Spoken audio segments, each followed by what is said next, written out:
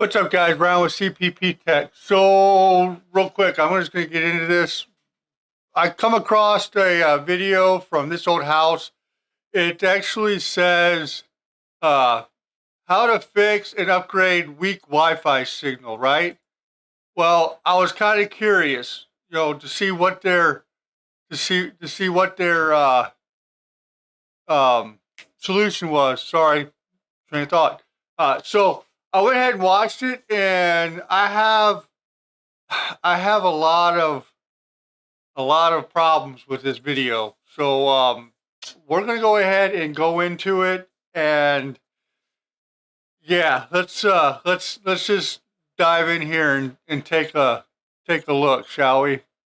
So go ahead and play it. Maybe we're gonna play it. Maybe we're gonna play it. Maybe. Come on. Play. All right, there we go. All right, so I'm gonna put my. Hey Ross, how you doing? How you doing? How you doing? So I heard you have a Wi-Fi problem. Tell me about it. So we're in the house for about a year Alright, now, problem. and ever since day one, it's awful. The Wi-Fi keeps dropping. It's buffering. Wife's a teacher, so the remote learning is tough. Streaming for the kids, very tough. Not the first time I've heard that. You know, any Wi-Fi network, any Wi-Fi system is only as good as its weakest link. So the service comes into the building, goes through a modem, then goes to a router, and then it broadcasts throughout the house. So I think it first starts with taking a look at where that service comes into the building. Okay, so he's right about the modem router broadcast. My problem is this next scene. Where that is? Yeah, it's down in the basement. All right, let's take a look. I think that's it there. Yeah, I think you're right.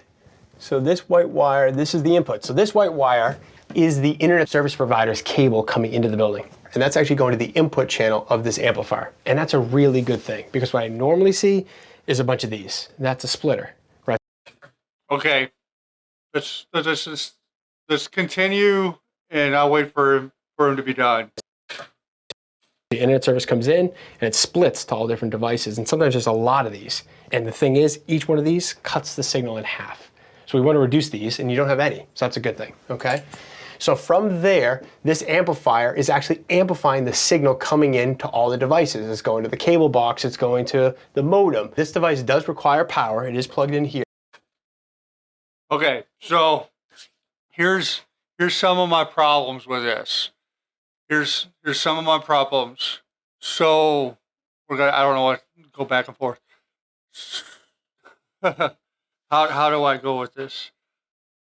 So you saw the amplifier, and the amplifier is needed to a point. Depends on where he's at on the run on the cable plant itself. Most of the time, whenever you're on an active, which is an LE, which is the beginning of a stretch of cable of a run in the neighborhood, the transmit levels, which is your return levels, normally start out high, and as it gets farther down the line on each tap, it goes down farther and farther till you till it's with respect of the terminated tap down the run. Now, what my problem is for one, he calls this an amplifier. It's actually a no-gain amplifier. The amplifier does not amplify nothing. Basically, what it means is, with the no-gain amp, is whatever signal's coming in is the same going out. And they use those a lot when the levels are, like, especially the transmit levels are high. That way, because I'm going to get to the splitter here. That way, if you do split it, it's not going over the specifications required for your modem and your devices. Now, he also showed this splitter, that three-way splitter, and he made a comment where he says it cuts it in half. It doesn't cut it in half. You have two, actually three splitters. So you got your two-way. And they show those gold splitters, which you don't want to use on cable. It actually injects noise into the system. So what you want to do actually is utilize the splitters that the cable company provides you. Those gold splitters are only good for antennas. but you got a two-way splitter on each leg. On the output is 3.5 dB down. So if you start with 10 dB and you split it, the two-way splitter off of that one leg or both legs on that two-way, you can go down to 6.5 dB. So, and then you got a balanced three-way. A balanced three-way, you have 5 dB coming down off of all three of them. So each leg on that splitter is 5 dB down. Now again, if you start with 10, it'll go down to 5. And then you got your three-way. Actually, we got 4 splitters. You got a three-way, your unbalanced three-way, and you got one is 3.5 legs, and the other 2 are 7 dB down. And then your four-way, every leg on your four-way splitter is 7 dB down, regardless. Now, I made the suggestion with, the balanced three-way is 5 dB, so 10 to 5. Now, whenever you're talking about transmit levels, you actually reverse that, so it's up. So if you have, let's say, 35 transmits, and you inject that balanced three-way, which is 5 dB down, you actually add 5 dB. So now you're going to be at 40 transmits instead of 35. So for him to say, it cuts it in half is completely wrong. Absolutely wrong. So, and that amplifier is a no-gain amplifier. My other problem here right now is if you take a look, you have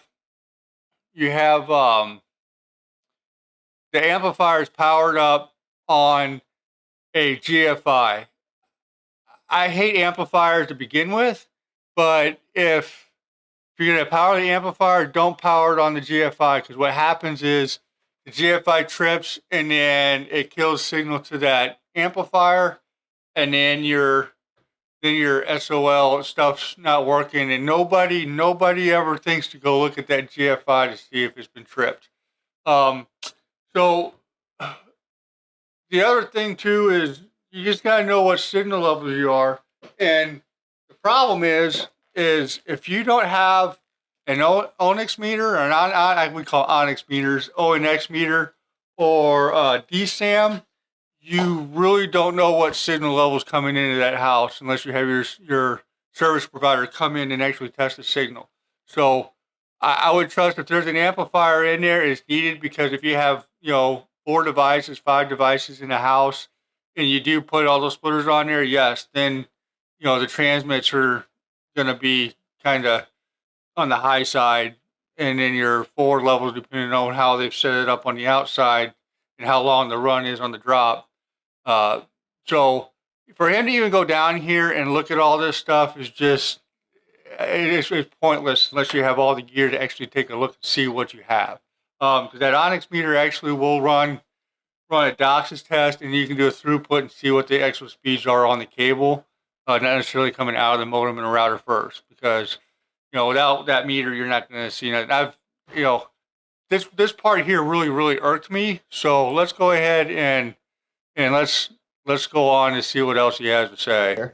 But the next thing is to figure out which one of these goes to the modem. So do you know where your modem is? I think it's above our head. Okay. So if you can go upstairs and do the tug test and just pull on the wire, and I can see if one of these is actually connected directly to it. If not, we'll do a continuity test. Okay? No problem. All right, sounds good. Okay, Eamon, give it a shake. Got it. Okay. Coming up. All right, Eamon, we verified that the wiring coming into the building and the wiring to your modem is good. All right, the next thing to... How did you verify that? How did you verify that? I want to know how you verified that cable was good and all that stuff. I'm confused. Check is placement, okay? You can see here in the corner on the first floor, this is not the best location to be broadcasting Wi-Fi for your house, right? We'd rather see, if I didn't recommend nothing else, we move this to a more central location in the building. Okay. Well, at least he said something that makes sense now. I mean, I will agree that you want that at the central location of your house, especially being a 2-story. You don't want it in the basement. You don't want you don't want it on the top floor. So let's go ahead and see where else he goes with this. Okay, but before we do anything like that, I want to take a look at the specs on this system. Okay, so this is a combination modem router, and it's rated for up to 600 megabits a second. Now, did you do your homework and bring a cable bill? I did. Okay, what are you paying for speeds? Saying up to 200 megabits. Okay, so you're paying up to 200 and your modem is rated up to 600. So the good thing is you don't need to upgrade your modem. Okay, here's my other problem. Sorry. I mean, we're going to just torture this and torch it but you guys need to know. I mean, these guys are telling you wrong. Yeah, so when he's looking at that 600 megabits, it's not 600 megabits on that modem router combo, it's 600 megabytes. And that's how that's how much data it will transfer on your local network, not on your internet itself. I don't understand why he's even saying that, to be honest. It kills me. Oh, Lordy. And then he said he's got 200 megabits. I mean, yeah, yeah. We're good with that size. Should I get an upgrade on the service? You don't really need to do that either. Well, for your needs, 200 is more than enough, okay? So the next thing... Well, at least he said something right there. 200 is way plenty enough. Where it's going to get you is upload. We're going to test how fast you're getting actually out of that modem. And for that, I'm going to grab my laptop. All right, so the first test we're going to run is a hardwire test. So I'm going to take my laptop out, and I'm going to hardwire an Ethernet cord. So I'm going to plug into the Ethernet port on my computer. I'm going to plug into the modem directly. And what I'm effectively doing is I'm taking the Wi-Fi out of the equation. What I want to do is get a theoretical maximum for what this system and what the network can deliver, okay? So let's run that speed test. Okay, you can see the speeds right there, around 150, 160.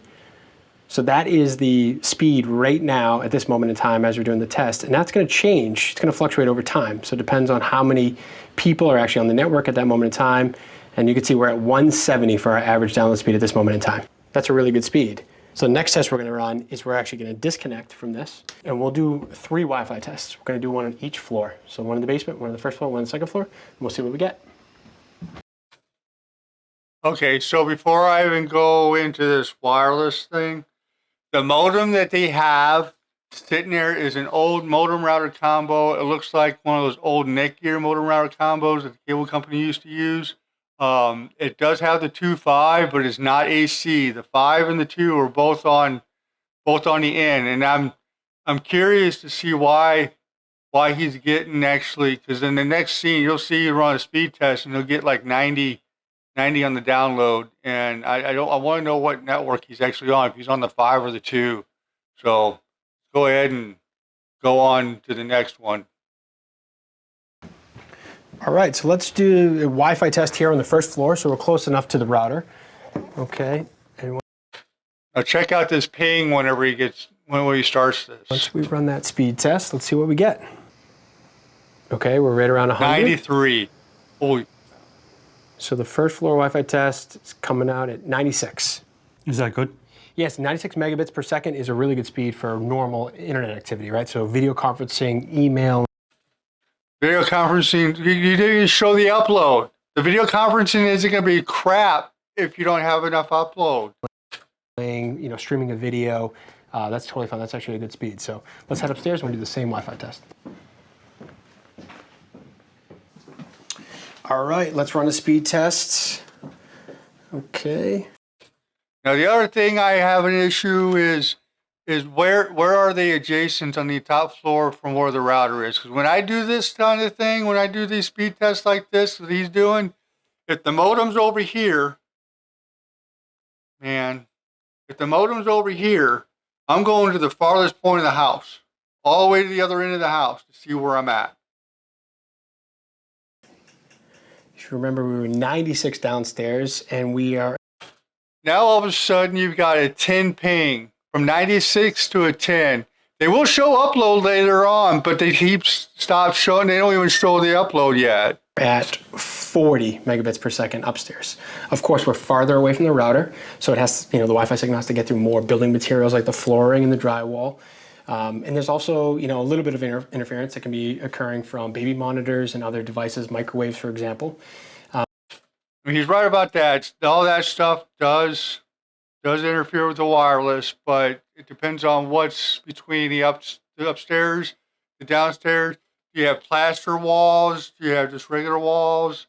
Do you have metal in your cold air? There's a whole bunch of stuff.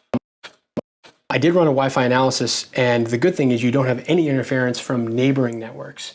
You're in a single-family residence, you're far enough away, but if you were in a multifamily, apartment building, you definitely would want to check your Wi-Fi signal and what channel you're running on. So, well, okay, so now he's talking about the other routers in the area overlapping his router, and then the multi-dwelling units is basically what he's saying, the apartments or whatnot. So you always want to use the 5 gigahertz band anyway, because that's on the AC, and that's where you're going to get your top speeds. On the 2.4, you're only get between 35 to maybe 40 or 50, depending on the wireless card in your device. But with that being said, you don't want to use the 2.4 anyway. He's talking about changing the channel. It doesn't matter if you change the channel, because if you change the channel to a certain channel for that 2.4, all those other routers you got to assume are on automatic. So you can change it to channel 11, and then your neighbor over here has an auto. That one will automatically go under 11, and then all of a sudden you guys are going to overlap each other and have some issues. So I have a problem with telling people to go change their channels, because it's not going to do you any good unless you coordinate with everybody around and everybody selects their different channels. And nobody's going to do that. Let's go ahead and try to see what else he has to say. let's get downstairs to the basement and do the last test. Okay. Let's go down here. Oh, this is going to So be this fun. is the basement. That's where we spend a lot of the family time, movie nights, watching the game. Can't get through one show without see ya. buffering, without dropping signal. That's frustrating. I've gone upstairs to reset the modem, and still no good. So I went out and bought an extender. Didn't help any situation. No, it's not. Why? Why do people do this? So I hate extenders. Okay, I really hate extenders. But if you're going to use an extender, don't put it in the room where you're having problems. What an extender does, it extends the signal. So if it's receiving crappy signal, it's going to extend crappy signal. Please stop. For the love of God. Yeah, so extenders put out their own Wi-Fi signal, but they still have to communicate to the router. And if you have a really bad router signal getting down here, guess what? It's going to cut your signals further in half. So it's not a great solution, especially for a wireless version. Let's see how bad it is, though, okay? Okay, so you're at 16 megabits a second. You were at 96 on the first floor. You were 40 on the second floor. You're 16 down here. To put it in context, 16 is good for like email and basic internet tasks. It's not really going to do much if you're trying to stream high-def video. Definitely not going to cut it. So the good thing is I have a solution. I'm going to go to the truck and grab it. I'll meet you upstairs. And for now, you can get rid of that Wi-Fi extender. Perfect. Hey, get rid of that thing. But here comes the other fun crap. All right, Eamon. I think I have the solution to comes. inadequate Wi-Fi coverage. It is a mesh network, okay? These are called satellites. They're like Wi-Fi routers. There are going to be 3 of them. One installed here, one installed upstairs, one installed downstairs. Each one of these goes for $100 to $200, okay? The way these work is that they actually broadcast on 3 antennas. So it puts out a 2.4 and 2 5 gigahertz networks. What that means is that you have an extra channel. Right now you have a 2.4 and a 5. This gives you an extra one, okay? It's also Wi-Fi 6, so it has a lot of cool features that are going to give you better signal and better coverage, okay? The other thing that we're going to install is a UPS. Now, I don't know why he's putting this UPS in. I really don't understand that. You're putting a UPS in case I guess your power goes out, you can still utilize the internet. But let's circle back to that amplifier on the GFI. If the amplifier has no signal, because there's no power, because the power powers the amplifier, so therefore it cuts the signal to the wire to the modem. Why are we putting the UPS in there? I don't get it. And I'm going to start to comment more on this mesh unit, especially combined with this modem here in a minute. So Okay, this is an uninterruptible power supply. So it's as simple as a battery with surge protection. So what's great about this is that if you lose power, you're going to have all the devices that are connected to it running on battery backup. So this is going to give you Wi-Fi coverage and extend your network for up to 6 hours during a power outage. It also has a little cell phone charger or USB charger, so you can charge some devices off of this as well. It also has surge protection. So if there's a signal that comes through from the utility and it creates a surge, this is going to protect those devices. Okay, so we're going to extend that over here. I've actually installed one already downstairs for the amplifier, but by plugging this in here. Okay, I'll retract. The first time I ran through this, I did not hear him say that about the amplifier. Okay, so I'll retract that, and I apologize for that. So, well, I didn't hear that the first time going across or running through this. I didn't hear him say he plugged one in for that amplifier down there. So I'll take that one back. I can then now plug the modem into this UPS. And now I can install the actual Wi-Fi network, the first satellite. So this is called the main satellite or the main router. We're going to power it up, plug it in. Okay. So here's and I'm gonna just go on a freaking complete tear and tangent here. I'm trying to think or see that name. I looked it up earlier. So here's the problem. I'm gonna go back. I'm sorry, guys. So let's go back to this modem router combo for a minute. This modem router combo is, for one, it's got a modem and a router. Basically, it's got a gateway with an access point built into it. That's what all wireless routers are. So you don't want to put a gateway in front of a gateway. You want to eliminate whatever gateway there is if you're going to put in another gateway. You only want to use one gateway. You don't want to use two, because you're going to have conflicting problems with IP addresses at some point, or possible. That modem that he's got, he needs to call his internet provider and actually get it swapped out with a 3.1 or 3.1. This video was done 3 weeks ago. 3 weeks ago they put this out there. So this is an old 3.0 modem router. I haven't seen one of these in 3 years anyway. So he's due for a new new modem. Plus, on top of that, he's probably paying Wi-Fi services from his internet service provider. So you can call him, get just a regular modem, and then do away with his Wi-Fi fee, and he's not going to be paying for the Wi-Fi fee. So, but this is by far the biggest no-no when you're hooking up this stuff. So I'm going to get into the mesh part of it here in a minute. So let's go ahead and keep watching. Connect our network. So this is the Ethernet cord, RJ45, that's going to connect to the back of the modem. Elo. We turn on That's the UPS, Amazon. and that signal is going to go live. All you need to do is download the app, set up your Wi-Fi name, the password, and make sure you set up your security. And while you're doing that, I'm going to go upstairs and put in the second satellite upstairs and the basement one as well. All right?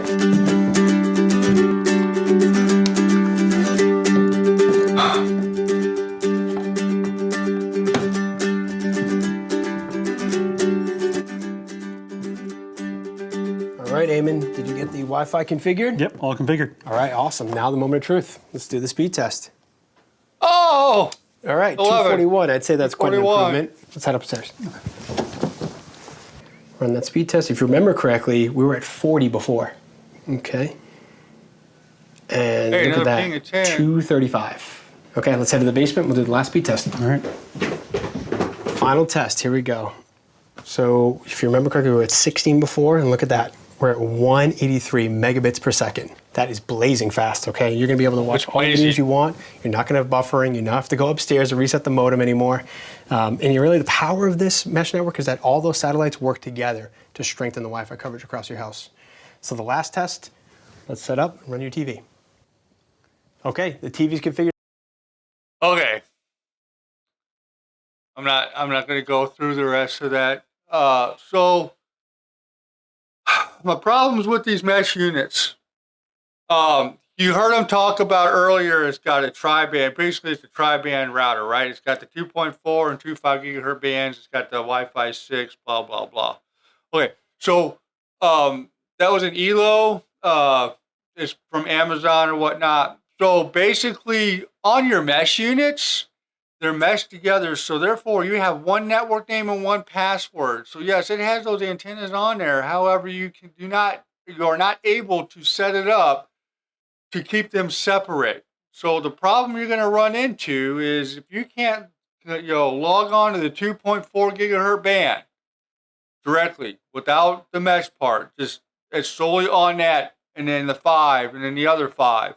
What happens is, so it's broadcasting one network name, okay, and it's conjoining all three of those bands together. So basically what's going to happen is it's actually constantly running through the environment of the Wi-Fi, and if it doesn't like what this device is on, it's going to actually go from this band over to this band all by itself automatically, and you're going to run into problems because a lot of times what happens is it takes forever for it to do the swap. So let's say you're in the middle of watching your ball game that you're streaming or whatnot, and it decides it just wants to swap it real quick. It might take as long as it takes for that buffer that you have watching that show to catch up, and then you're going to sit there and do your spinning of wheel of death until it gets onto there. Now, the other big problem you're going to run into with these mesh units, it doesn't matter what mesh unit you're running, especially this part, your wireless cameras, your Ring doorbells, the wireless cameras that run directly on your Wi-Fi. It wants the 2.4. It'll tell you in the instructions you can't log on to the 5. I think a couple of these new rings are, but what's going to happen on this mesh unit is it's going to try to put that ring or that camera onto the 5, and it wreaks havoc on those cameras. So you're not going to be able to use them. So I have an issue with mesh units. I really do. I hate them. I really hate them. Your best bet is, unless you have a big house, a huge house, is put your modem in the central location of the house and go out and spend the money on either a Nighthawk or an Asus, a big Asus. One of those two. Asus is great, but unless you end up going like I've got Ubiquiti stuff, and I ran Ethernet to run access points, and I run a separate gateway and all that stuff. So I see what this old house is trying to do, but I just have an issue with how they're presenting this, and it's just, don't get me wrong, mesh units are okay, but just be mindful if you do one, it comes with a lot of bugs. So that's it for me. I'm going on a rant now because it just aggravates the cannoli out of me whenever I see videos like this one. And why don't you check? If you don't have the meter to check your cable signal, there's no point in even going that route. I mean, I don't even know why they did that. All right, this just struck a chord, struck a nerve. I wanted to share it with you guys. So if you like this, throw a comment. If don't be mean to me, but if you have any constructiveness, like to help me learn, throw a comment down below, and I'll see you guys in the next one. Thanks for watching. Subscribe. See you later. Bye.